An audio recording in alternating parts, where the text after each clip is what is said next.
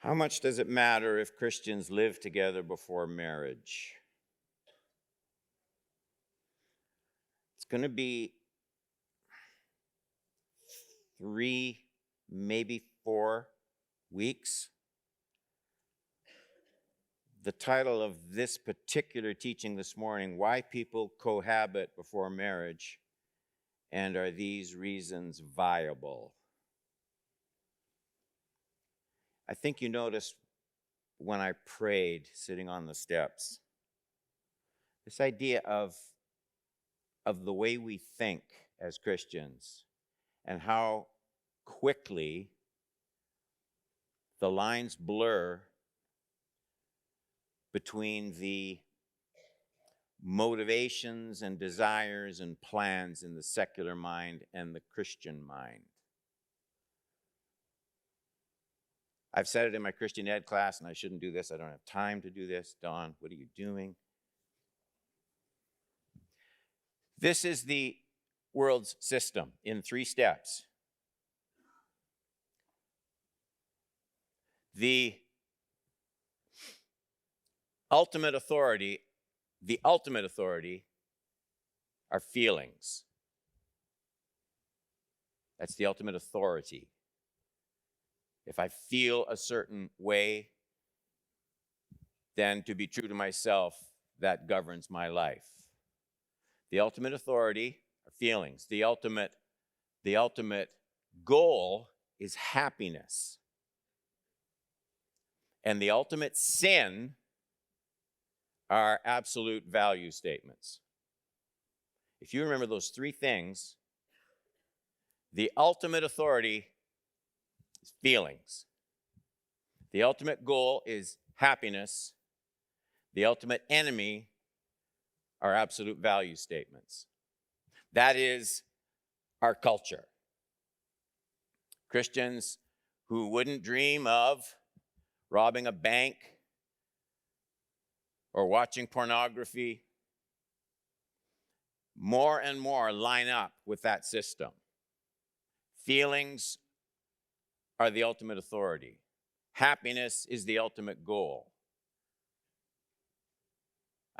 Pastor Don, I can't get no satisfaction that way. See? An absolute value statement is the ultimate sin. Why people cohabit before marriage, and are these reasons viable? And I admit right off the bat, there's a certain, albeit mistaken, logic to the reasons I frequently hear from many, many, many professing Christians as to why they are sure it's simply prudent to have a trial period of living together before committing to a permanent marriage relationship. One of these mornings, I'm going to read to you from Christian authors, pastors, ministers, books, advocating that Christians do this. And in a certain sense, they're just extrapolating the same reasoning we apply in all sorts of other big decisions. Here's a for instance. About 8 years ago, it's hard for me to believe that time goes that fast. About 8 years ago, I bought a new car. Though it was the previous year's model, it was brand new. Probably the nicest car I've ever purchased. You've seen it, you've coveted it probably, that beautiful Hyndai Elantra. At the time, it was $27,500, the most I had ever spent on a car in my life. I'm still driving it. When I was settling on choosing between 2 or 3 cars for purchase, I went in and I looked at the car and I actually took it out for a drive. I wanted to see exactly what it would be like to drive this car. There are certain experiences that you can't just get from reading the brochure. I wanted to do what's commonly called a test drive. I mean, how would you react if you went in to test drive your potential car purchase and the salesperson said, well, sure, I'll let you take the car out for a drive, but not until you've given me the full purchase price and paid for it. You can't test drive the car until you are irreversibly committed to the car. Would you buy it?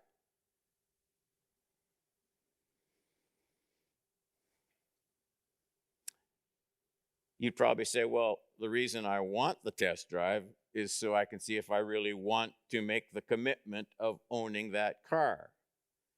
You'd say, I'm not in a position to buy that car until I try it out first. And nobody thinks there's anything unreasonable in making that request. You shouldn't be expected to make the commitment to purchase until after you've at least had a chance to test drive it. Makes sense. Unfortunately, a vow-binding marriage isn't like a car or even a shirt on a store hanger that you take to the change room. By nature, there's just no way to take a vow-binding marriage off the hanger and try it on before purchasing. I mean, it's the biggest commitment in any life. And just by definition, the actual covenant of marriage can only be experienced after an irreversible commitment has been made. And for a lot of people, that doesn't feel safe anymore.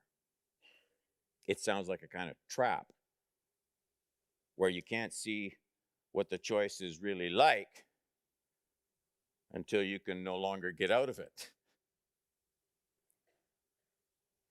This is what has made cohabitation without marriage the fastest growing type of relationship in the country. It seems to offer the test drive that marriage vows don't allow. In Canada, the rate of cohabiting relationships is increasing 4 times faster than married couples. In the US, 70% of the population will cohabit before entering marriage.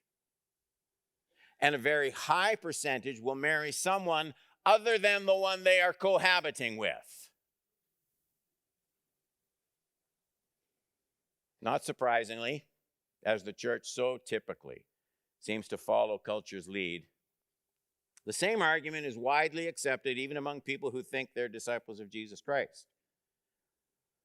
I've read in supposedly Christian books that cohabitation may actually be a good way to save Christian marriages from the soaring divorce rates.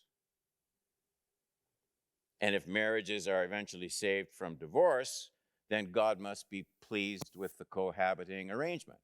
That makes sense. And so, this study.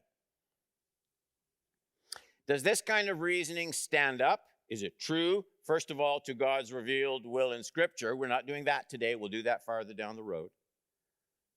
But just a flat-out question, does cohabitation deliver what people seem to think it delivers? That's where I want to start today. For those of you who know me and have come here for years, you're going to be surprised at the next sentence that I utter. I'm actually not looking at this from a biblical perspective today. I don't have a quote from a Christian in this sermon.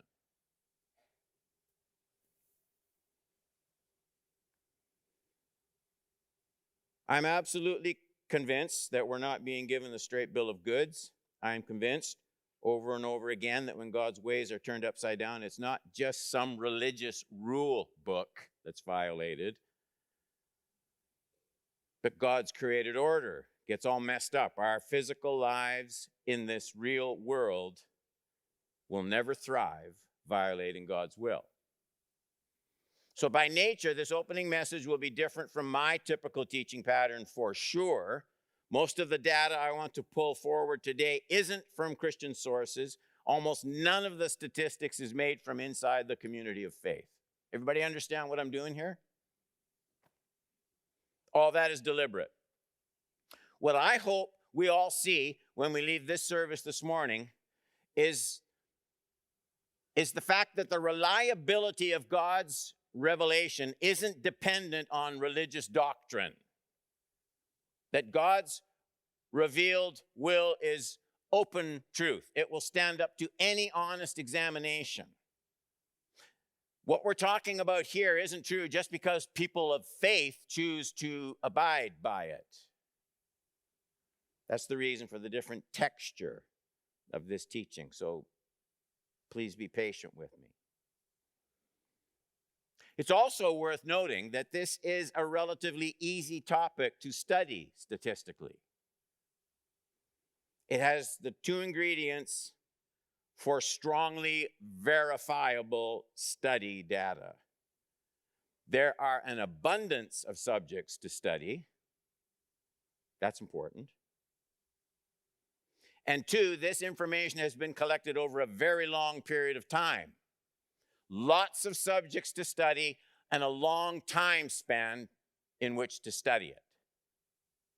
There are multiplied millions of cohabiting couples to study, and the data has been collected since the early 60s. Since 1960, the number of cohabiting couples has increased 15-fold. All that to say, the information collected is highly accurate, highly reliable, has nothing to do with being manipulated by a pastor Christian perspective. That's not what we're doing here. The important point is this. By any measuring stick, cohabitation does not work if you're thinking of protecting marriage.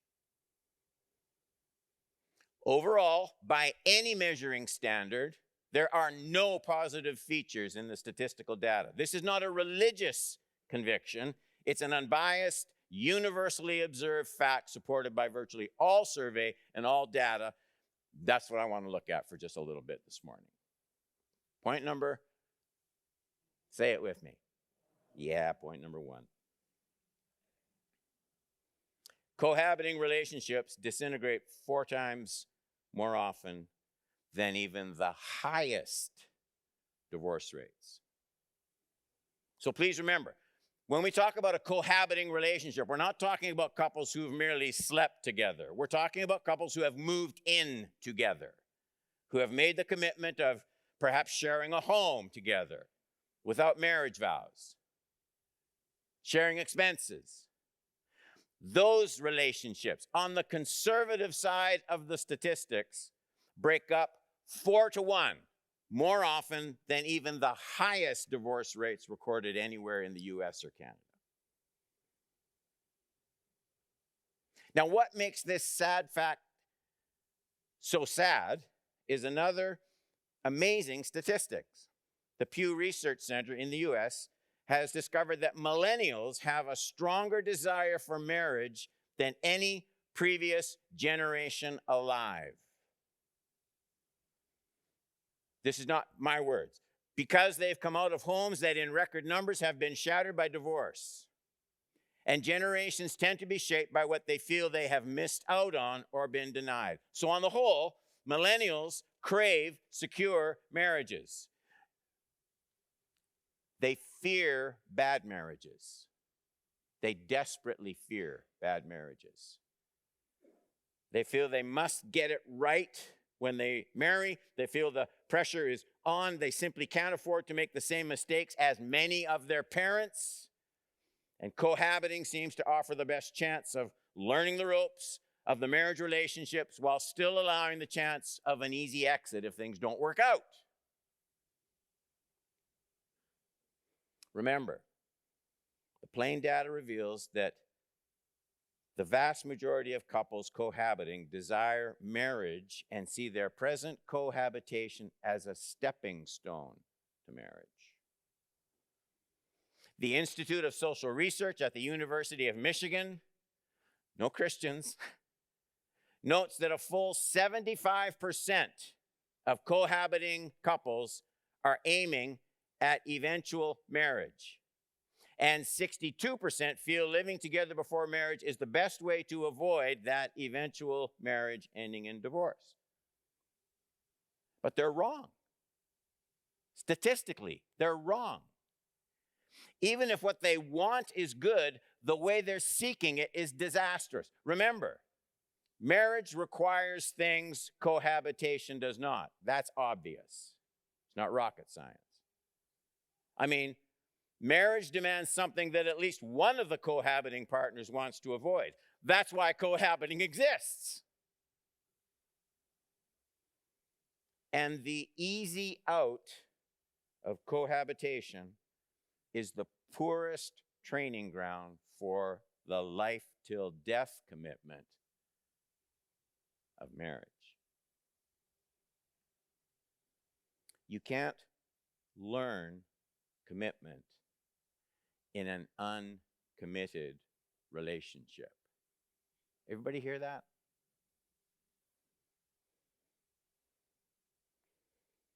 In fact, the statistics prove the drift-in, opt-out pattern of cohabitation consistently paves the way for the same carryover of drift-in and opt-out in the following marriage if it happens. In other words, cohabitation trains couples to leave marriages when they get challenging. Please think about this. It's what Professor Scott Stanley of the University of Denver calls, quote, the sliding versus deciding syndrome. His research, not Christian research, reports that cohabitors who do eventually marry most often just slide into marriage because of the, I'll explain this in a minute, relational inertia created by cohabiting. Now take note of that phrase, relational inertia. It's a big term.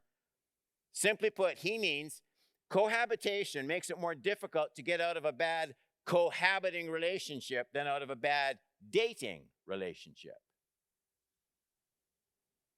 That's because the cohabiting couple has already tied up some of the loose ends of the dating relationship just by the act of living together, sharing rent, financial commitments, relational roles, etc. This is really important.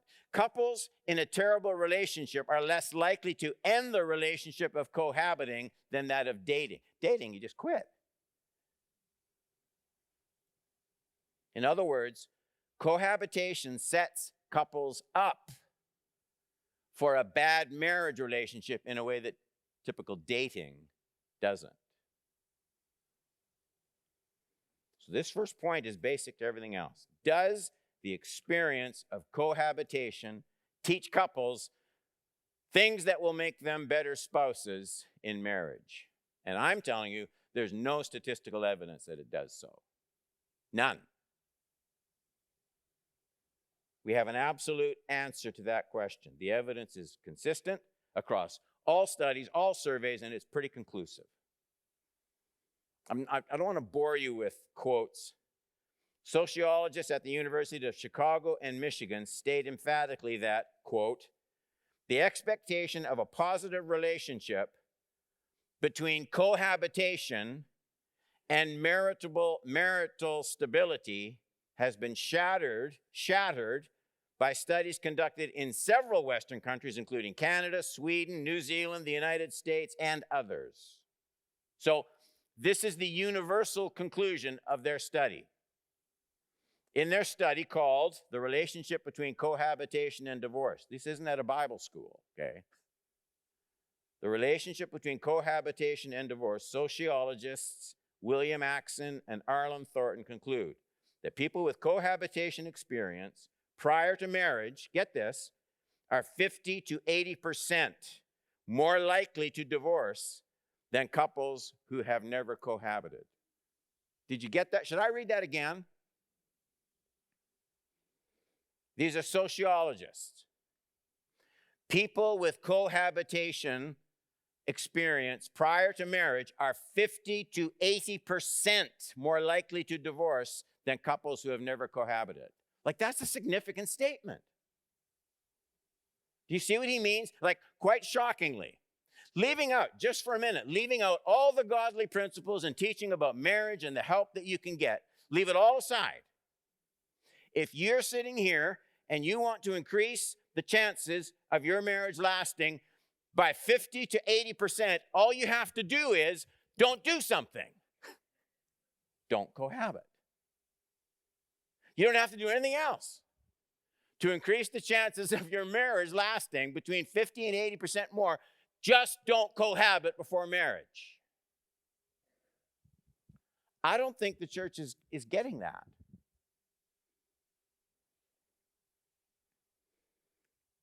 I have one other thought under this first point, and it's sadly missed in the day of political correctness.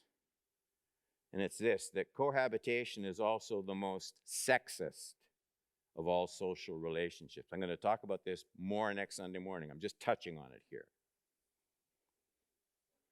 I simply mean that the man and the woman, in the vast majority of cohabiting relationships, don't enter on the same footing. Studies show, not Christian studies, that approximately 75% of women enter a cohabiting relationship considering it as a doorway to eventual marriage. 75% of women enter a cohabiting relationship thinking, well, this is the first step to marriage. Roughly 20% of men think of it that way. Let me ask you something. I'm sorry. Who do you think holds the cards in that relationship?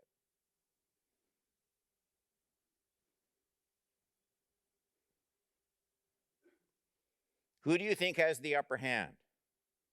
Oh, you might think a woman would simply say, fine, it's best I find out now. If my man isn't interested in marriage, I can easily get out of this and find out one who is. But don't forget the previous point about relational inertia created by cohabiting. The plain fact is most don't get out. They imagine they will change their partner, their cohabiting partner. They'll change him over time. Maybe he'll change his mind. Maybe he'll come to love me more. And they stay with the same man, all the while destroying their chance for happy marriage and family. Point number 2. Cohabiting relationships consistently manifest a much higher rate of physical violence and abuse. Again, statistics prove men with rings on their finger are safer to live with. True, there's still nothing but shame, I get it, nothing but shame to be felt for the violence exhibited in marriage relationships. It's all sinful and deserving the sternest punishment in this life and the next. The biblical call is for men to lay down their lives for their wives. But think about this. The Journal of Family Violence reports the most common relationship between batterers and victims. Quote, the most frequently cited relationship was cohabitation at nearly 50% more than couples married. 50% more violence in a cohabiting relationship than marriage. Lastly, this. Michael D. Newcomb, P.M. Bentler, came to this conclusion. Get the title of this study. Here's just the title. Assessment of personality and demographic aspects of cohabitation and marital success. That's the title of the study. Here's what they say, quote, cohabitors experienced significantly more difficulty in their relationships with adultery, alcohol, drugs, and independence than couples who had not cohabited. Apparently, still quoting, this makes marriage preceded by cohabitation more prone to problems often associated with other deviant lifestyles. For example, the use of drugs and alcohol, more permissive sexual relationships, and an abhorrence of dependence than marriage not preceded by cohabitation. Okay, enough. Point number 3. Love will keep us together. Let's all sing. how cohabitation paves the way for sexual activity outside the cohabiting relationship. Are you still with me? I know it's a different kind of, like, really, are you with me? Okay.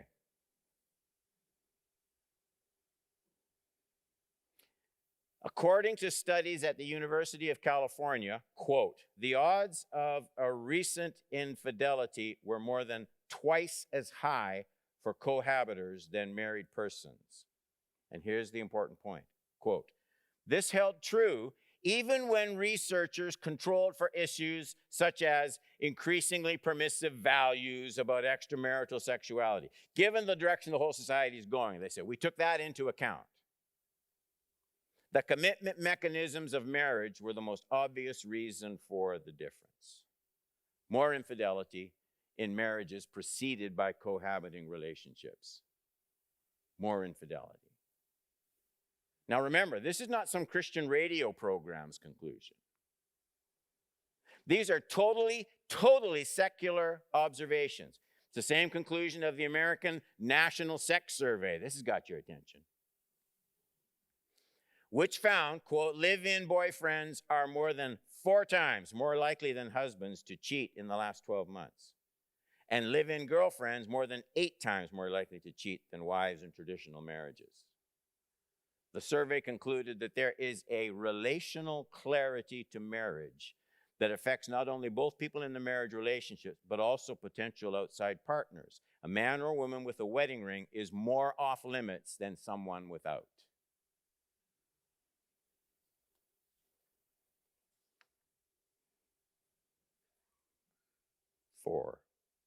We're almost done. The verdict is in. Everyone benefits. According to secular studies, everyone benefits when marriage is held in honor. Hebrews 13:4. Let marriage be held in honor among all. Let the marriage bed be undefiled. For God will judge the sexually immoral and adulterous. There'll be other teachings in this series where we'll deal with a lot of scriptures. But this is my wrap up for today. God's revealed will for the beauty of marriage isn't just, how can I say it? It isn't just a flexing of divine muscle. God isn't just saying, do this my way or else.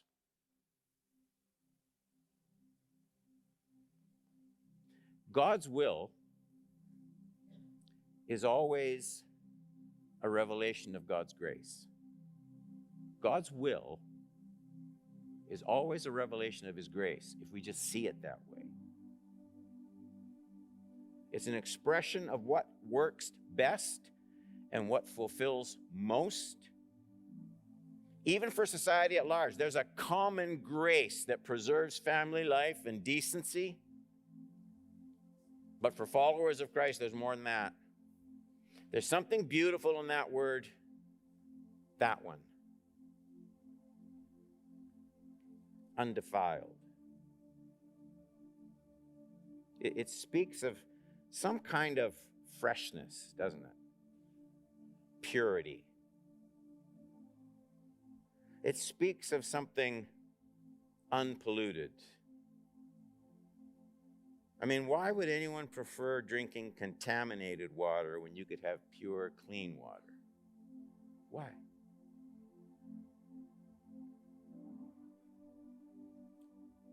God's will is always a manifestation of his grace. Here's the flip side. Sin never just brings guilt. It always diminishes life. Ultimately, the lie of temptation. It ultimately dilutes joy, even though that's hard to believe at first.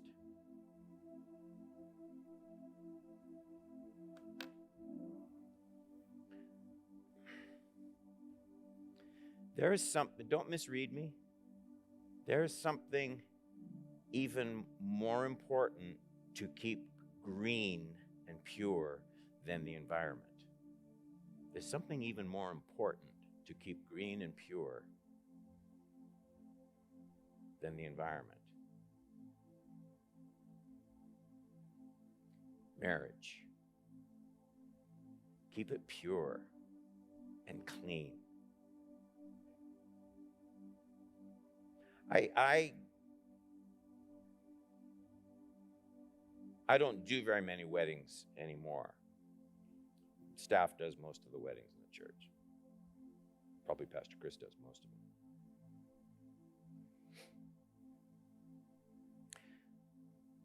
Sexual intercourse is not the covenant sign of love. If I'm thinking of young women in this church, if you're going with some guy who's saying to you, you know, if you love me, you'll let me, I'm sorry, ditch him. Just ditch him.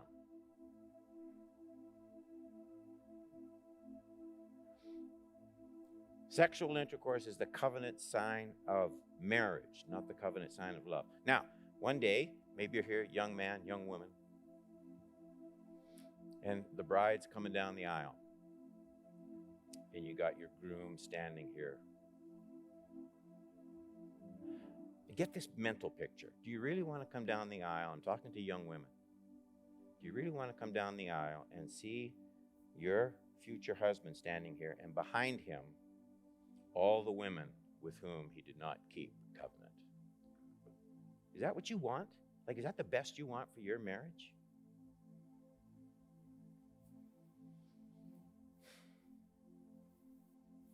By any measuring stick, cohabitation does not work. By God's measuring stick, I read the text, he will judge. What does that mean? Like, how lightly do we read those words? He says, I'm going to judge people who take this lightly. I'm going to judge them. And it's not going to be, like, you can sacrifice your soul, is what I'm saying. And you ought to be thankful that you go to a church where whatever flaws a pastor has, you ought to be thankful you go to a church that at least will tell you that. Don't mess this up. And everyone said,